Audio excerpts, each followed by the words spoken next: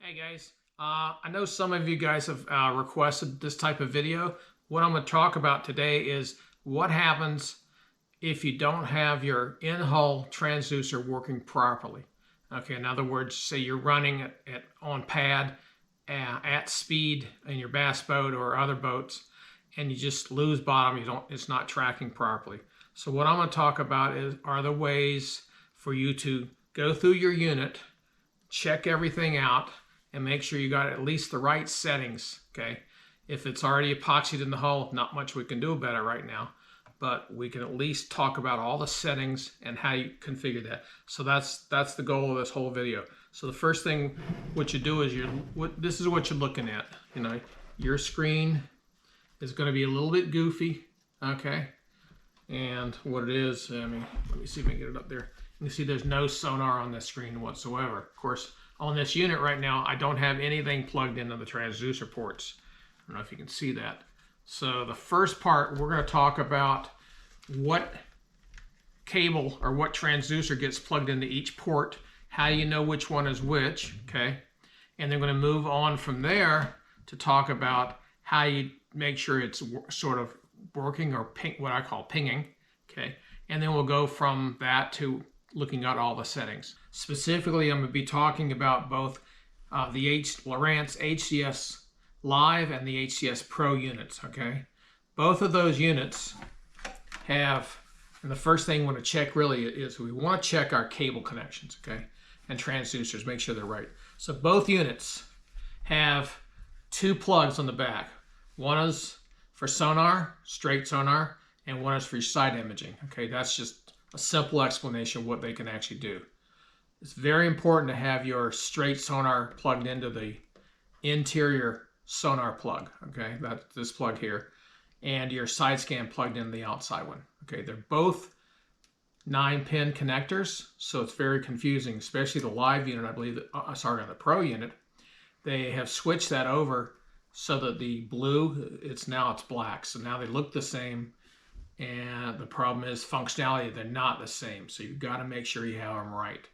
A lot of guys will have those switched, especially if you pull your unit off in the wintertime and take your unit and put it in the house, and you put it back in the springtime.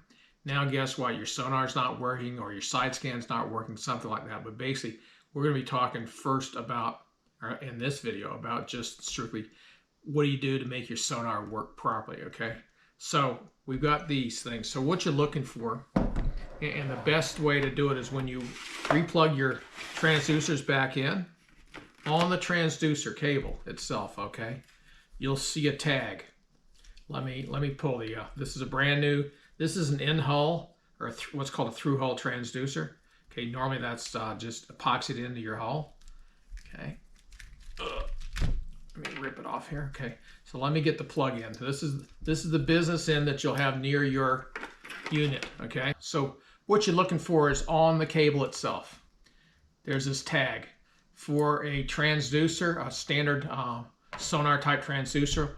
You'll get something that might say pod, or this other one says HST on it. This one I can't. Let me read it to you. And I'll show you, see if we can get a better picture. Yeah, this one will say a pod, okay? If you can see that, it says pod, and then it says no temperature, medium, high, okay, frequencies, okay? What that means is that it's the pod transducer, which is this is called a pod, okay? And it has no temperature probe on it, so there's no place for the temperature on this. You see that, it's not there, okay? And then has medium high frequencies, okay, and this is a chirp transducer, so that's what that one says.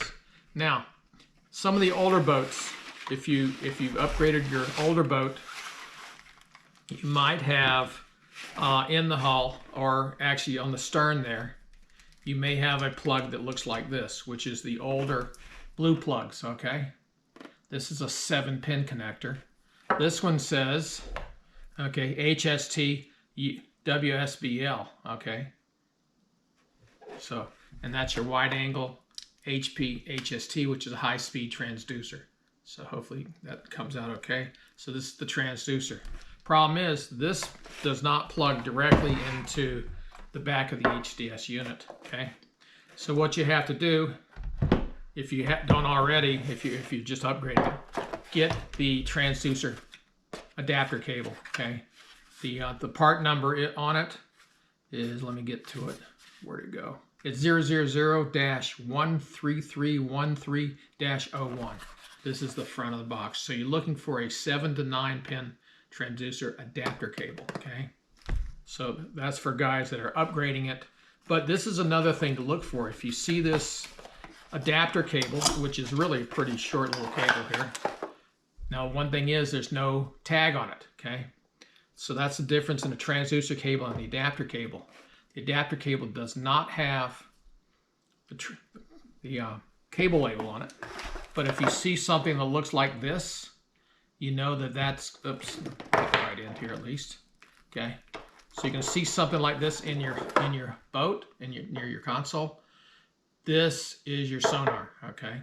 Anytime you see a blue connected to the black adapter cable, that's always going to be a sonar. That always goes into the second port on the HDS unit, okay? Now, if you have a side scan transducer, this is an HD 3-in-1, you'll have the tag on it again, and it'll say something like, this one says HD 3-in-1 transducer, okay? All right, so you may see 3-in-1, you may see TTL or total scan, things like that, but pretty much this is a side imaging transducer. If you have like a 2-in-1, 2-in-1 does not have a sonar built in, okay?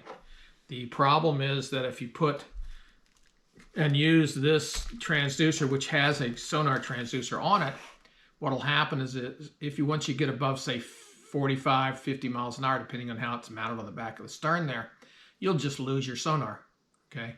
That's a problem. But right now, the first thing, again, you really, really, truly need to make sure that you connect the proper transducer to the proper port, okay? So just to review again, sonar is the inside one, okay? That's a sonar port, okay? And this is the side scan port. Now, I'm gonna make I wanna make it very, very clear. Do not ever plug in or disconnect the transducer cables with the unit powered on, okay? Always turn the unit off first and then adjust your cables, okay? So turn it off, adjust the cables, then you can turn it back on. Do not turn the unit on and then plug a cable in or disconnect the cable. It will fry the electronics here, and you'll probably, if you're out of warranty, you're in trouble. And if you're in warranty, they may or may not cover it. I'm not sure. So that would be up to them. So first thing I've done is first thing we're gonna do is we're gonna see if the unit is actually pinging that transducer, okay?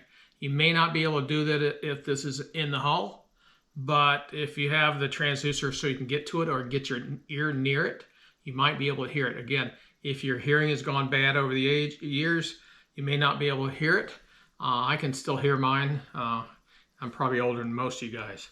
So anyway, so what I did is I powered up the unit after I plugged in this transducer. So this transducer is now plugged into this, into the Live 9, okay? And I plugged it into the blue port because it's a straight sonar transducer. Very first thing you do, make sure you got it securely cabled in. Then I powered up the unit. Now, you'll notice something on this. I'm out of order, okay? If you look at the screen very carefully, you'll see this little line, purplish line going across the top. That's telling me that now this transducer is now working with this unit, okay? That's one quick check you can do. If you see that line there, you know that the transducer is working. The other thing I do is I'll try to listen for that transducer. Now, I don't know if the mics will pick it up, but let me see if it will. So it's a very, very faint tick, tick, tick, tick, tick, tick, tick. But if you can see that, you're not going to be able to feel it, okay? But you'll be able to possibly hear it, okay? Again, I know some guys, their hearing's not so hot, they can't hear it. I can hear it. but that's one way to let you know that the transducer is actually pinging properly. Okay, so that's just a real quick check after you got your unit powered back up with the transducer plugged in before you powered it up again. Okay, very, very important to do it that way. So that's the first thing, first little quick check. Again, look for that little line there. Now that we have got the transducers connected properly and we've done an initial test on that, what we're going to do is we're going to go through the settings for you to show you how to basically go through all the diagnosis process of figuring out what is going on with your sonar. Okay, so let's start with first, we're going to go into pages. Okay, we're going to hit the settings button. Okay, and the first thing I'm going to do is I'm going to go down to the sonar panel right here. Okay, on the sonar panel, what I want to make sure is that channel 1 is turned on. Okay, so for this unit, the way I've got it configured, I just have that in-hull transducer connected. So that one is on channel 1. Okay, again, you could have put it on channel 2, but let's just keep the sonar devices, or straight sonar transducers, on channel 1. Okay, so if you had a channel 2 there, you'd also have like the 2-in-1 or 3-in-1 or sign imaging or something like that. But in this case, we're just going to have channel 1 turned on. Okay, the other thing you want to check is you want to check the insulation of the sonar. Okay, the source says, basically it says it's on this unit, channel 1, and it's an unknown type device. And the reason it's an unknown type device is that if you go down to your transducer type here, to this list, if you scroll down through there, you will not see that new in-hull transducer.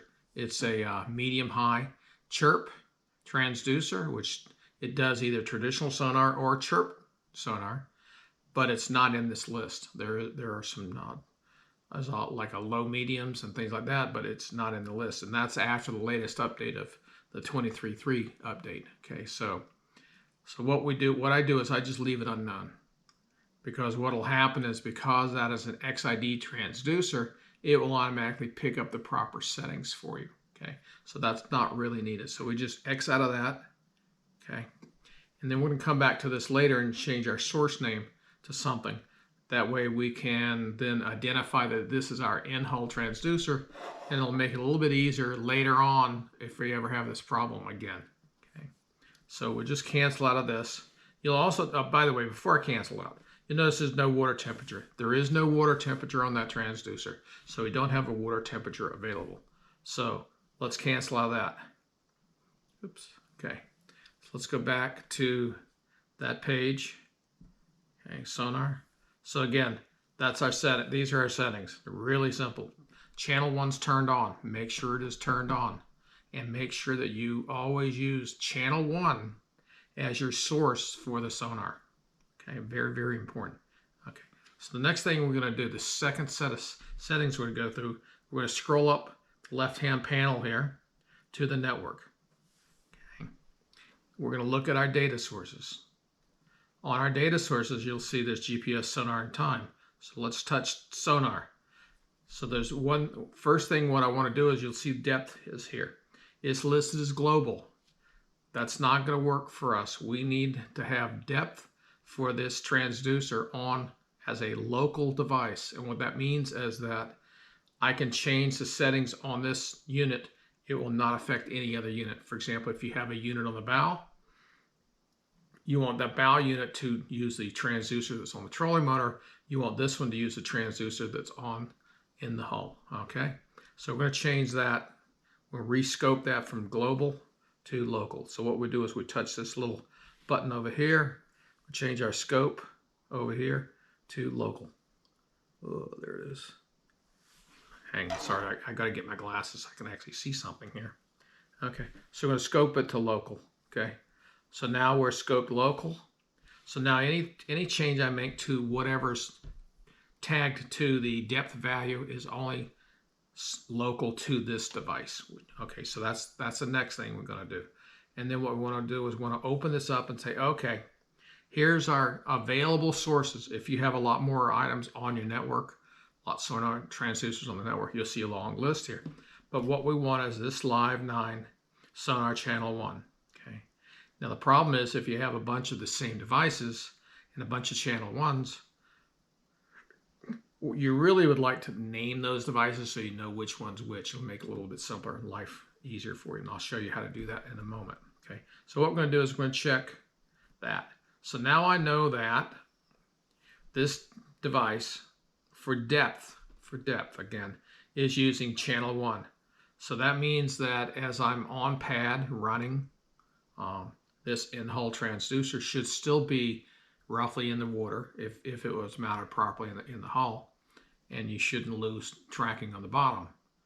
And it's just very, very simple settings here. Okay, so that's our data source. That's data source selection. Again, get to it by going to the network under settings. Okay, going to the device, the data sources. Okay, under sonar, and make sure you look at depth. Okay, depth local. Check to this unit.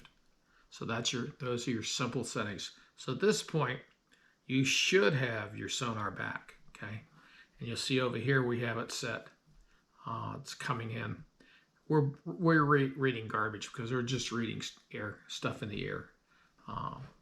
And what's weird is that suddenly, initially that old screen you saw in one of the other videos, it suddenly started working for some reason. And no matter the number of resets or whatever, it always was working. So that means the XID interface is actually working, picking up things. So now we have the sonar being picked up from channel 1.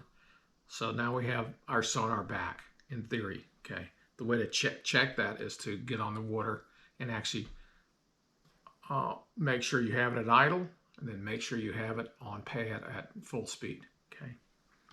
All right. So the next thing we want to do is go to the menu settings. Okay.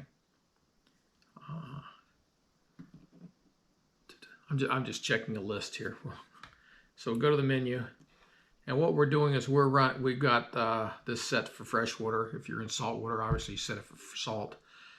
If you set it for shallow water, just so you know, if you happen to be greater than roughly 60, 70 feet, which is what, 20 meters or so, it will lose tracking on the bottom.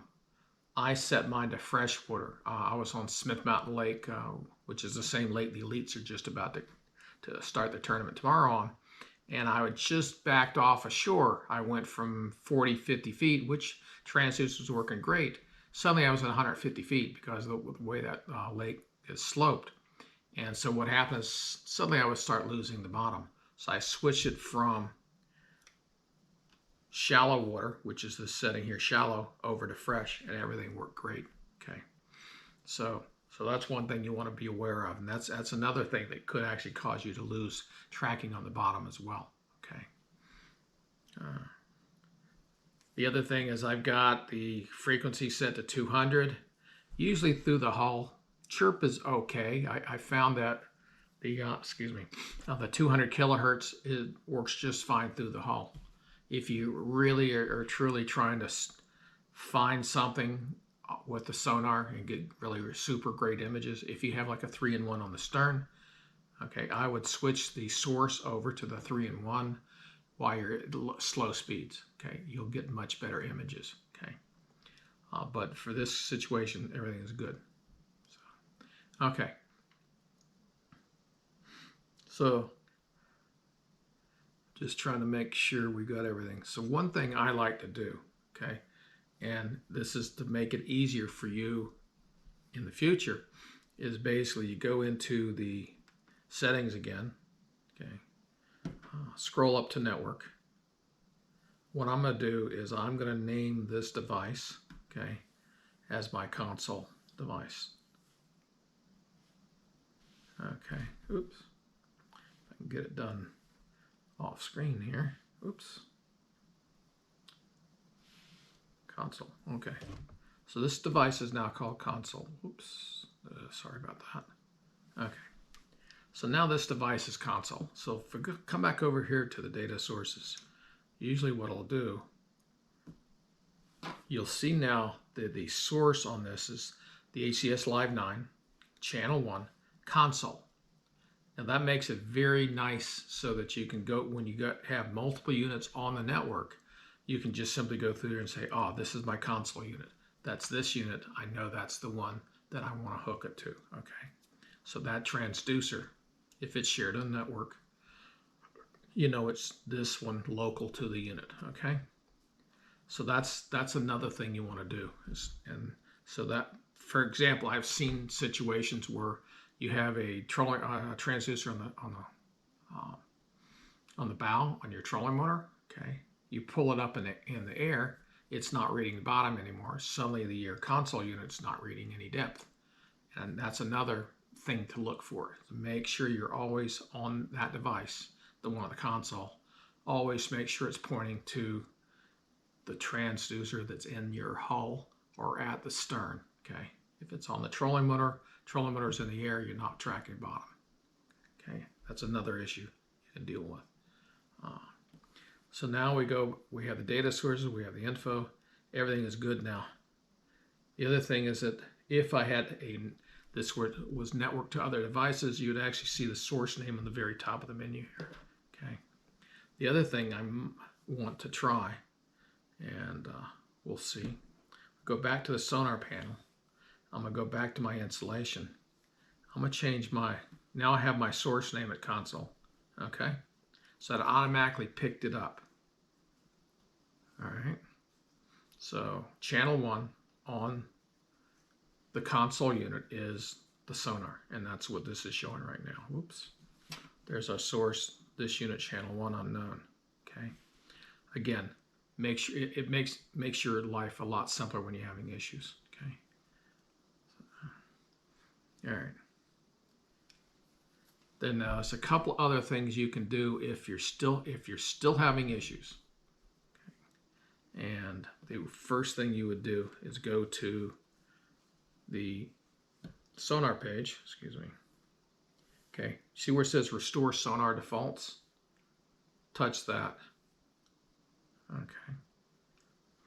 And then what you'll do is you'll hit OK. And now everything is returned back to default. Now you go back through the steps and reset everything. Okay. So we scroll up here to network, and you'll see that our data source is sonar, still local, which is good.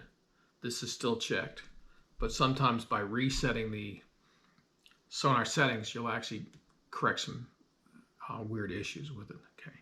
The other thing you can do is if you have all of your devices powered up, okay, you can hit the auto configure. Okay. And so you'll get this little basically pop-up window that says it'll remove any invalid data, yada, yada, yada type stuff. And what it does is essentially goes back and scans the network and makes sure everything that's listed in those selection lists is accurate, or is not accurate, but essentially exists. If it doesn't exist, it gets removed out of the list. So at this point you say, hit yes. You only usually have to do that when you are reconfiguring everything and you have multiple devices on the network. Okay. So now let's go again. Every time you do something like that, make sure you go back to your data sources, check the sonar, make sure it's still local, and you see now it got unselected. So now what we got to do is select it again. So now this is one of your primary sources of debugging, shall we say. Go to your data sources, make sure the depth is local, and make sure your device on this unit, which is on channel 1, is selected.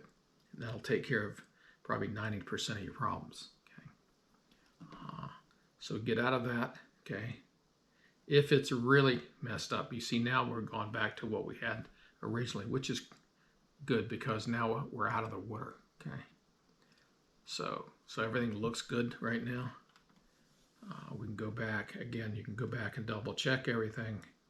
Sonar, channel 1, everything's good. Installation, everything's set to our source. Done deal. Okay. If everything at this point still doesn't work for you, what you can do is you go in and hit the Pages button. Okay. Hit Settings. Scroll up the right-hand panel to Restore Defaults. Okay. Be very careful. Do not check waypoints, routes, and trails here, or your device registration. or autopilots. Basically leave those unchecked. But what I'm going to suggest you do is before you do that, you have to go to this route. Back up all of your waypoints and your routes if you have any. And that way, just in case something happens, these are accidentally checked, you haven't lost everything, okay? So make sure you back it up first, okay? So what I'm going to do is I'm going to get rid of my local and global settings, okay, and the alarm history, okay, and I hit OK.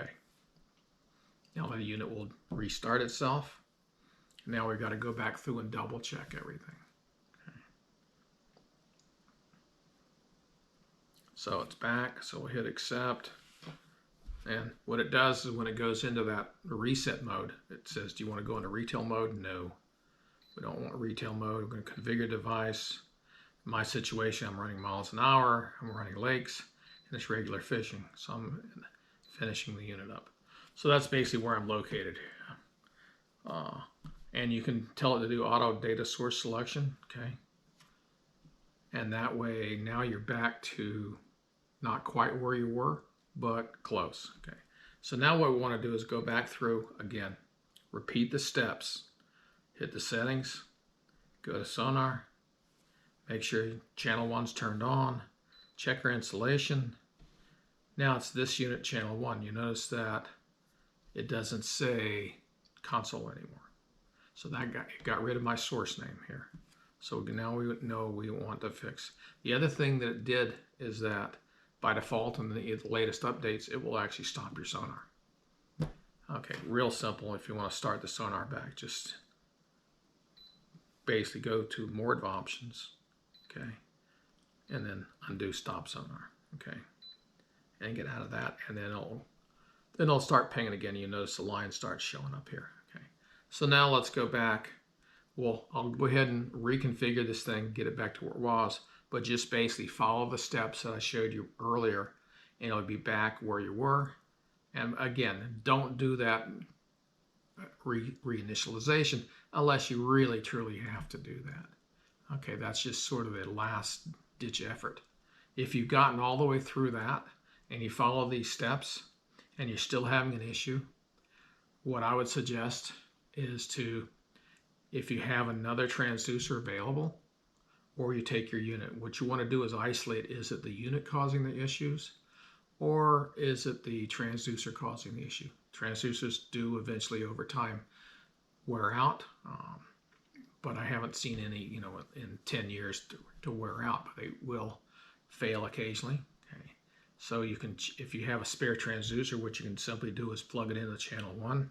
Again, turn the unit off, uncable, cable a transducer in, hang it over the side of the boat or in a cup of water or something like that, and check everything, make sure it works. Okay, that way you can say, oh, it's a transducer, or if it's still not working, then you take the unit, and if you can take it to another boat, okay, if you got a buddy that's got another boat, or if you can hook it up to your unit, say if you got another unit on the boat, say it's on the bow, hook it to the bow unit that was working, and just hook it to everything it has and see if it works. Okay, that's another diagnosis thing. I've gone through a lot of these problems with customers, and if you follow this very straightforward, simple set of sequences, you should be able to fix your problem. If you get through all this, you check the unit, it doesn't work, still doesn't work. You check the transducer, it still doesn't work. That's when you contact Lowrance or the support and see what they can do for you. Okay, I can guarantee the first thing they'll do is say, have you updated your unit? Again, make sure you do that first. Okay, all right. Well, I certainly appreciate you guys watching this if you made it all the way through here. And I also appreciate you guys hanging with me while I've been sick. Hopefully this video will get me back on track. I just haven't been able to do things the way I want to do them. So until the next video, I thank you. Appreciate it. Yep.